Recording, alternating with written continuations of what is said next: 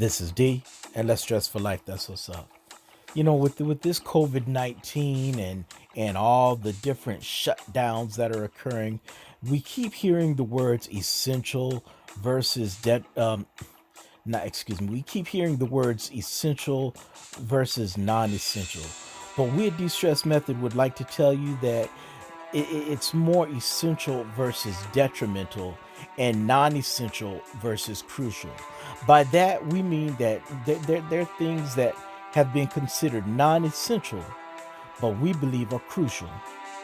One thing that we believe is crucial, that's considered non-essential, is actually the religious establishment. These religious systems can provide optimism beyond the ominous clouds that are on the horizon.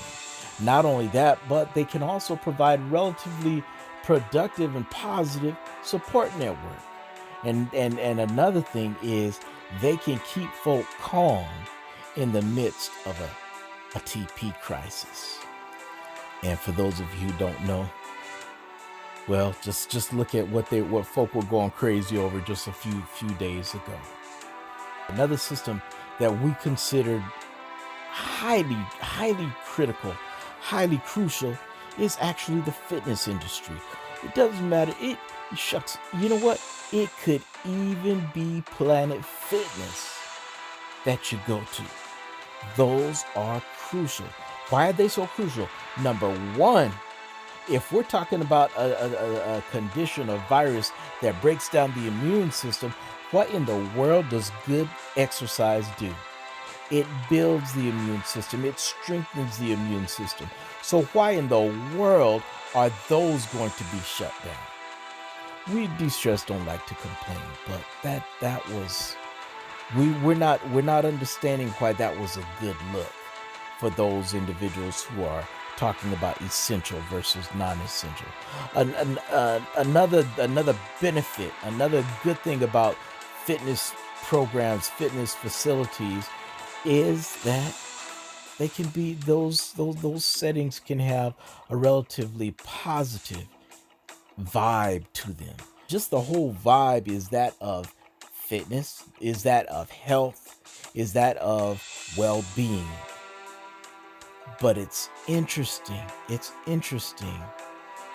what they're considering to be essential. Now, this isn't every state, but there's a particular state that I'm going to talk about.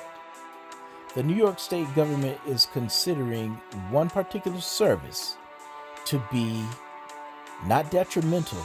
They're considering this one thing to be crucial, to be essential, when it flies in the face of all reasoning, and that is beverage manufacturers.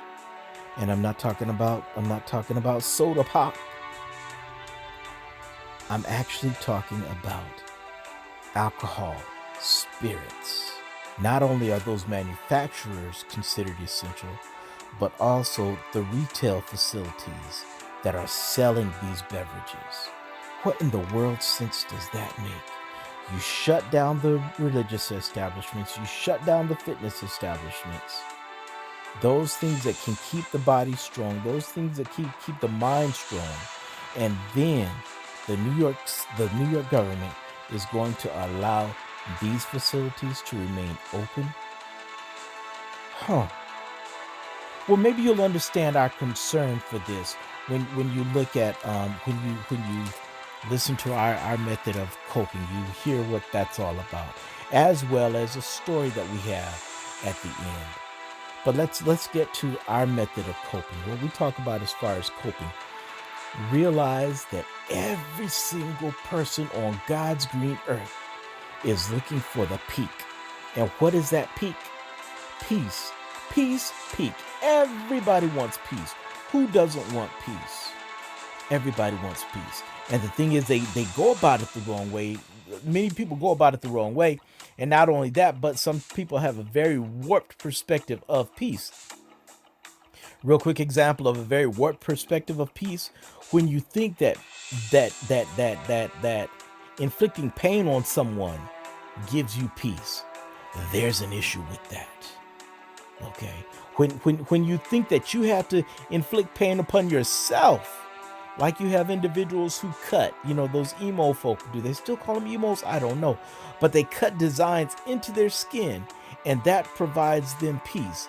That what that does is that shows that they have jacked up lifestyles. They have jacked up mindsets. No disrespect to anybody, but that's what that shows. But anyway, the thing is, every single one of us wants peace. And the unfortunate thing is, many individuals are going down the what we call it, the perplexity portal, going down the perplexity portal, and that perplexity portal is not leading to the mountaintop of peace, to the peak of peace, but it's actually leading to pain pit. But if they really want peace, if they want to get to peace peak, then they need to take that positive path. And how can they take the positive path? By productive practices. They have to maintain those productive practices.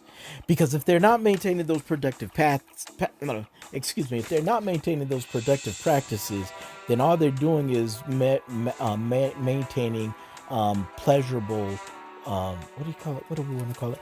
Perplexing pleasures.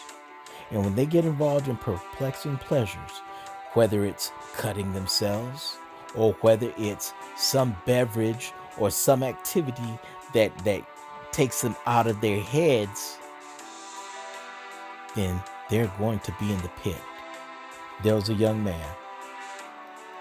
He ran for governor for the state of Florida. And many of you know exactly who I'm talking about. And while he was, and by the way, running for governor, might that be stressful? Let me think, yes. Along with that, he was accused of some type of misconduct. More stress. And then he lost the race for governor. Even more stress. Who am I talking about? Andrew Gillum.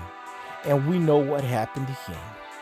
I'm not even talking about all the stuff in the hotel. Well, not all of it, but but the thing, let's just say this. If you look at some of the things that were in the hotel, they bespeak of what we're talking about. And plain and simple, those things in the hotel were all about problematic pleasures. And what did they lead to? They led to the pit of pain. My brother, my sister, please get yourself involved in the productive practices, knowing that you're doing them to manage your stress. Not once a month, not once a year, but every single day. Because they're going to do more to get you towards peace peak than any of the problematic pleasures that you can involve yourself in. Well, that's all we got for now. This is D, and Let's Stress for Life. That's what's up. Peace.